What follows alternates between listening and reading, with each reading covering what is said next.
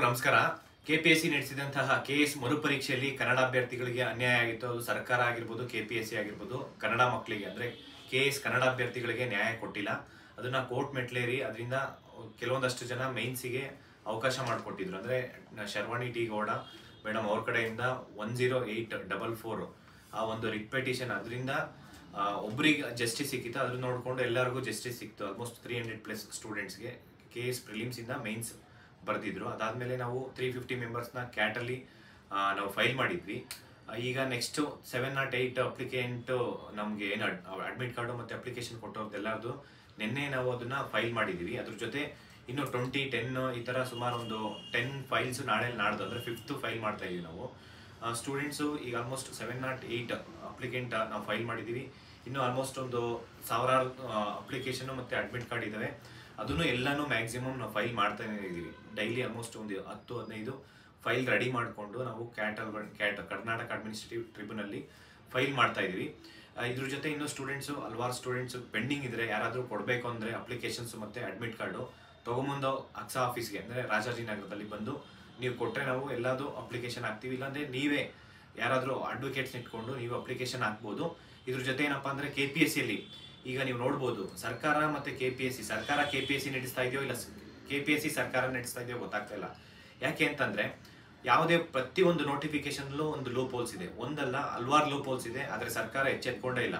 ಇಲ್ಲಿ ನೋಡಿದ್ರೆ 16 ಜನ ಮೆಂಬರ್ಸ್ ಇದ್ದಾರೆ, ಒಬ್ಬರು ಚೇರ್ಮನ್ ಇದ್ದಾರೆ, ಸುಮಾರು 17 ಜನ ಏನು ಕೆಲಸ ಮಾಡ್ತಾ ಇಲ್ಲ. ಇದರಲ್ಲಿ 3 ಬಣಗಳಾಗಿದ್ದಾವೆ. ಅಂದರೆ ಒಬ್ರು ನೋಡಿ ಅವರವರೇ ಜಗಳ ಆಡ್ತಿದ್ದಾರೆ, ಅವರವರೇ ಕೋರ್ಟ್ಗೆ ಹೋಗ್ತಾ ಇದ್ದಾರೆ. ಅದರಲ್ಲಿ ಪ್ರತಿಯೊಂದು ನೋಟಿಫಿಕೇಶನ್ಲು ಕರಪ್ಷನ್ನು. ಈ ಥರ ಈವನ್ KS ಅಲ್ಲೂ ಅಷ್ಟೇ. ನನಗೆ ಇನ್ನೂ ಕ್ಯಾಟಲ್ ಇದೆ, ಹೈಕೋರ್ಟ್ ಬರಬೇಕು, ಸುಪ್ರೀಂ ಕೋರ್ಟ್ ಆಗಬೇಕು, ಕನ್ನಡ ಅಭ್ಯರ್ಥಿಗಳಿಗೆ ನ್ಯಾಯ ಕೊಡಬೇಕು. ಅದರಲ್ಲೇ ಎಷ್ಟೊಂದು ಕರಪ್ಷನ್ ಆಗ್ತಿದೆ. ಇದಲ್ಲದೆ ಬೇರೆ ಯಾವ notification, for example land survey notification date announce ಮಾಡಿದ್ರು, ಎಕ್ಸಾಮ್ಸ್ ಮಾಡಿಲ್ಲ. ಅಗ್ರಿಕಲ್ಚರ್ ಆಫೀಸರು ಮತ್ತು assistant agriculture officer date announce ಮಾಡಿದ್ರು, ಎಕ್ಸಾಮ್ಸ್ ಕಂಡಕ್ಟ್ ಮಾಡಿಲ್ಲ. ಮೋಟರ್ ವೆಹಿಕಲ್ ಇನ್ಸ್ಪೆಕ್ಟ್ರು HKದು ಡೇಟ್ ಅನೌನ್ಸ್ ಮಾಡಿದ್ರು, ಎಕ್ಸಾಮ್ಸ್ ಕಂಡಕ್ಟ್ ಮಾಡಿಲ್ಲ. ಈ ರೀತಿ ಯಾವ ಎಕ್ಸಾಮ್ಸ್, ಯಾವ ನೋಟಿಫಿಕೇಶನ್ಸು ಕರೆಕ್ಟಾಗಿ ಇವರು ಎಕ್ಸಾಮ್ಸ್ ಕಂಡಕ್ಟ್ ಮಾಡ್ತಾ ಇಲ್ಲ. ಇದ್ರ ಜೊತೆಯಲ್ಲಿ KPSC ಸೆಕ್ರೆಟರಿ, ಯಾವುದಾದ್ರೂ ಒಂದು IAS ಆಫೀಸರು ಮಿನಿಮಮ್ 2 ವರ್ಷ ಅಂತೂ ಇರಬೇಕು. ಒಂದು ಸರ್ಕಾರನೇ ರೂಲ್ ಇದೆ 2 ವರ್ಷ ಇರಬೇಕು ಅಂತೇಳಿ. ಯಾರೇ ಪ್ರಾಮಾಣಿಕವಾಗಿ KPSCಯಲ್ಲಿ ಸೆಕ್ರೆಟರಿ ಆಗಿ ಬಂದರೆ ಅವ್ರನ್ನ 2 ವರ್ಷ ಅಲ್ಲ 6 ತಿಂಗಳಿಗೆ ಒಬ್ಬೊಬ್ಬರನ್ನ ಟ್ರಾನ್ಸ್ಫರ್ ಮಾಡ್ತಾ ಹೋಗ್ತಾರೆ.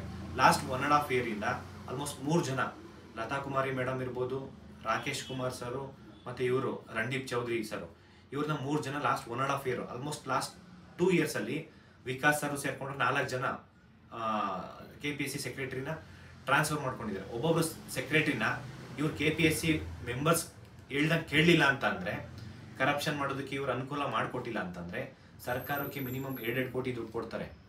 2 ಕೋಟಿ 3 ಕೋಟಿ ದುಡ್ಡು ಕೊಟ್ಬಿಟ್ಟು ಇವ್ರು ಟ್ರಾನ್ಸ್ಫರ್ ಮಾಡಿಸ್ಕೊಂಡದ್ದು.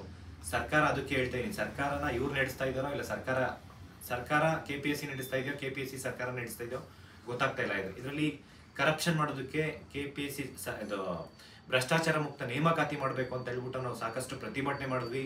ಮತ್ತು ಧಾರವಾಡದಿಂದ ಬೆಂಗಳೂರು ತನಕ ಜಾಥಾನೂ ಮಾಡಿದ್ವಿ. ಆದರೆ ಸರ್ಕಾರ ಇಲ್ಲಿವರೆಗೂ ಯಾವುದೇ ರೀತಿ KPSCನ ಏನು ಸುಧಾರಣೆ ಮಾಡೋದ್ರಲ್ಲಿ ವಿಫಲ ಆಗಿದೆ. ಯಾಕೆಂದರೆ 1-2 ಸತಿ ಅಲ್ಲ, ಈ ಸೆಷನ್ ಒಳಗಡೆ ಕೂಡ ಎಷ್ಟೊಂದೆಲ್ಲ ಚರ್ಚೆ ಆಯಿತು ಮತ್ತು ಎಷ್ಟೆಲ್ಲ ಪ್ರತಿಭಟನೆ ಆಯಿತು. ಇಲ್ಲಿವರೆಗೂ KPSCಯಲ್ಲಿ ಒಬ್ಬರು ಸೆಕ್ರೆಟ್ರಿ, ಕರೆಕ್ಟಾಗಿರೋ ಸೆಕ್ರೆಟ್ರಿ ನೀವು ಇಟ್ಕೊಂಡಿಲ್ಲ. ಮತ್ತು ಅಲ್ಲಿರೋ ಮೆಂಬರ್ಸ್ ಕಡಿಮೆ ಮಾಡ್ತೀನಿ ಅಂತ ಹೇಳಿದ್ರಿ. ಆದರೆ ಕಡಿಮೆ ಮಾಡೋದಲ್ಲ, ಇಲ್ಲಿ ಸುಧಾರಣೆನೂ ಆಗ್ತಾ ಇಲ್ಲ. 16 ಜನದಿಂದ 6 ಜನ ಮೆಂಬರ್ಸ್ ತೊಗೊಂಬರ್ತೀನಿ ಅಂತ ಹೇಳಿದ್ರಿ. ಅಲ್ಲಿಂದ ಬಿಲ್ ತೊಗೊಂಬಂದು ಅಲ್ಲಿರೋ ಅಟ್ಲೀಸ್ಟ್ ತೆಗೆದ್ಬಿಡಿ ಯಾರ್ಯಾರು ಇದ್ದಾರೆ. ಅಲ್ಲೆಲ್ಲಿ 3 ಜನ ಇದೆ, 3 ಬಣಗಳಾಗಿದ್ದಾವೆ. ಇಲ್ಲಿ ಫೈನಲಿ ಯಾರಪ್ಪ ಅಂತಂದರೆ ವಿಕ್ಟಿಮ್ ಆಗ್ತಾ ಇರೋದು ಸ್ಟೂಡೆಂಟ್ಸು. ಇಲ್ಲಿ ಲಕ್ಷಾಂತರ ವಿದ್ಯಾರ್ಥಿಗಳು ಕಷ್ಟಪಟ್ಟು ಹಗಲು ರಾತ್ರಿ ಓದ್ತಾ ಇರ್ತಾರೆ. ಆದರೆ KPSC ನಡೆಸೋಂಥ ಒಂದು ಎಕ್ಸಾಮ್ಸ್ ಕರೆಕ್ಟಾಗಿ ಮಾಡಲ್ಲ. ಅಲ್ಲಿ ಸರ್ಕಾರ ಫಸ್ಟ್ ಥಿಂಗ್ ಏನಪ್ಪ ಅಂದರೆ KPSC ರೋಲ್ ಏನು ಅಂತ ಫಸ್ಟ್ ಅವ್ರಿಗೆ ತಿಳ್ಕೊಬೇಕು. KPSC role just exams conduct ಮಾಡಬೇಕು, ಡಿಪಾರ್ಟ್ಮೆಂಟಿಗೆ ಲಿಸ್ಟ್ ಕಳಿಸ್ಕೊಡ್ಬೇಕು, ಅಷ್ಟೇ KPSC ರೋಲ್ ಇರೋದು. ಆದರೆ ಇಲ್ಲೇನು ಮಾಡ್ತಿದ್ದಾರೆ ಅಂತಂದರೆ, ಅದು ಅವ್ರು ಏನು ರೋಲ್ ಇದೆ ಅದನ್ನ ಬಿಟ್ಟು ಬೇರೆ ಎಲ್ಲನೂ ಮಾಡ್ತಿದ್ದಾರೆ. ಕರಪ್ಷನ್ ಮಾಡ್ತಾ ಇದ್ದಾರೆ, ಟೈಮ್ಗೆ ಎಕ್ಸಾಮ್ಸ್ ಕಂಡಕ್ಟ್ ಮಾಡ್ತಾ ಇಲ್ಲ. ಮತ್ತು ಒಂದು ಪ್ರಾಮಾಣಿಕವಾಗಿ ಬರೋಂಥ ಒಂದು ಸೆಕ್ರೆಟರಿನ ಪ್ರತಿ ಸತಿ ಟ್ರಾನ್ಸ್ಫರ್ ಮಾಡೋದು, ಇವ್ರಿಗೆ ಇಷ್ಟ ಬಂದಂಗೆ ಅಲ್ಲಿರೋ ಸಿಬ್ಬಂದಿಗಳನ್ನ ಯುಟಿಲೈಸ್ ಮಾಡ್ಕೊಳೋದು, ಮತ್ತು ಮಧ್ಯವರ್ತಿಗಳನ್ನ ಇಟ್ಕೊಂಡು ಕರಪ್ಷನ್ ಮಾಡೋದು, ಇದನ್ನೇ ಮಾಡ್ತಿದ್ದಾರೆ ಹೊರತು KPSC ಕಮಿಷನ್ನು ಬೇರೆ ಯಾವ ಕೆಲಸನೂ ಮಾಡ್ತಾ ಇಲ್ಲ. ದಯವಿಟ್ಟು ಸರ್ಕಾರ ಈ ಕೂಡಲೇ ಎಚ್ಚೆತ್ಕೊಂಡು ಮುಂದಿನ ದಿನಗಳಲ್ಲಿ ನಾವು ಎಲ್ಲ ವಿದ್ಯಾರ್ಥಿಗಳು ಸೇರಿಕೊಂಡು ಒಂದು ದೊಡ್ಡ ಮಟ್ಟಕ್ಕೆ ಪ್ರತಿಭಟನೆ ಮಾಡ್ತೀವಿ. ಇನ್ನು ಯಾಕೆ ಅಂತಂದರೆ ಇದಿಷ್ಟಕ್ಕೆ ಬಿಡಲ್ಲ ನಿಮ್ಮನ್ನು. ಏನೆಲ್ಲ ಕರಪ್ಷನ್ ಮಾಡ್ತಿದ್ದೀರಾ, ಯಾವ ನೋಟಿಫಿಕೇಶನ್ ಮಾಡಿ ಎಲ್ಲಿ ಎಕ್ಸಾಮ್ಸ್ ಮಾಡ್ತಿದ್ದೀರಾ ಹೇಳಿ. ನಾನು ಸರ್ಕಾರಕ್ಕೆ ಒಂದು ಮನವಿ ಮಾಡ್ಕೊತೀನಿ, ಒಂದು KPSC ಯಾವುದೇ ಒಂದು ನೋಟಿಫಿಕೇಶನ್ ಕೊಡೋಕೆ ಹೋಗ್ಬೇಡಿ. ಅವರು time to time exams conduct ಮಾಡಲ್ಲ. ಒಂದು ನೋಟಿಫಿಕೇಶನ್ ಕಂಪ್ಲೀಟ್ ಮಾಡಬೇಕಂದ್ರೆ ಮಿನಿಮಮ್ 3 to 5 years ತೊಗೊತಾ ಇದ್ದಾರೆ. ಮತ್ತೆ ಸರ್ಕಾರ ಯಾಕೆ ಪ್ರಶ್ನೆ ಮಾಡ್ತಾ ಇಲ್ಲ ಅಂತ ಗೊತ್ತಾಗ್ತಾ ಇಲ್ಲ.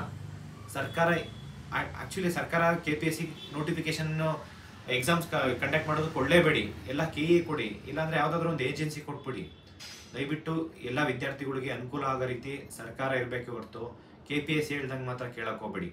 ಯಾಕೆಂದರೆ KPSC ನೀವು ನಿಮಗೇನಾದರೂ ಅನುಕೂಲ ಆಗ್ತಾ ಇದ್ರೆ ನೀವು KPSCಗೆ ಏನಾದರೂ KPSC ಹೇಳ್ದಂಗೆ ಕೇಳ್ತಾ ಇದ್ದೀರಾ ಅಂತ ಅನ್ಕೊಬೇಕಾಗುತ್ತೆ. ಯಾಕೆಂದರೆ ವಿದ್ಯಾರ್ಥಿಗಳಲ್ಲಿ ಸಾಕಷ್ಟು ಕಷ್ಟಪಟ್ಟು ಓದ್ತಾ ಇದ್ದಾರೆ, ಬಟ್ ಅವರಿಗೆ ಪ್ರಾಮಾಣಿಕವಾಗಿ ಹುದ್ದೆ ತೊಗೊಬೇಕಂತಂದರೆ ಪ್ರಾಮಾಣಿಕವಾಗಿ ಎಕ್ಸಾಮ್ಸ್ ಕಂಡಕ್ಟ್ ಮಾಡಬೇಕು. ಇನ್ನು ಮುಂದಿನ ದಿನಗಳಲ್ಲಿ ಏನಾದರೂ ಇದೇ ರೀತಿ ಮಾಡ್ತಾ ಅಂತಂದರೆ KPSC ಬ್ಯಾನ್ ಮಾಡಿಬಿಡಿ. ಯಾಕೆಂದರೆ ಈ ಒಂದು ರೀತಿ ಆಗ್ತಾ ಇದೆ ಅಂದರೆ KPSCಲಿ ಒಂದು ಪ್ರಾಪರ್ ಅಂದರೆ ಒಂದು ಪ್ರಾಮಾಣಿಕವಾಗಿರೋ ಸೆಕ್ರೆಟರಿನಂತೂ ನೀವು ಒಂದು ಆಯ್ಕೆ ಮಾಡಿ. ಸರ್ಕಾರ ಈಗ ಒಂದು ಚಾನ್ಸ್ ಇದೆ, ಲತಾ ಕುಮಾರಿ ಮೇಡಮ್ ಆದರೂ ಇಲ್ಲಾಂದರೆ ವಿಕಾಸ್ ಕಿಶೋರ್ ಸರ್ ಇವರಿಬ್ಬರಲ್ಲಿ ಯಾರಾದರೂ ಒಬ್ಬರನ್ನ KPSC ಸೆಕ್ರೆಟರಿ ಆಗಿ ತಗೊಂಬಂದು ಸರ್ಕಾರಕ್ಕೆ ಒಂದು ಒಳ್ಳೆಯ ಹೆಸರು ಬರುತ್ತೆ ಮತ್ತು ವಿದ್ಯಾರ್ಥಿಗಳಿಗೂ ಅನುಕೂಲ ಆಗುತ್ತೆ ಅಂತ ಕೇಳ್ಕೊತೀನಿ. ಥ್ಯಾಂಕ್ ಯು, ನಮಸ್ಕಾರ.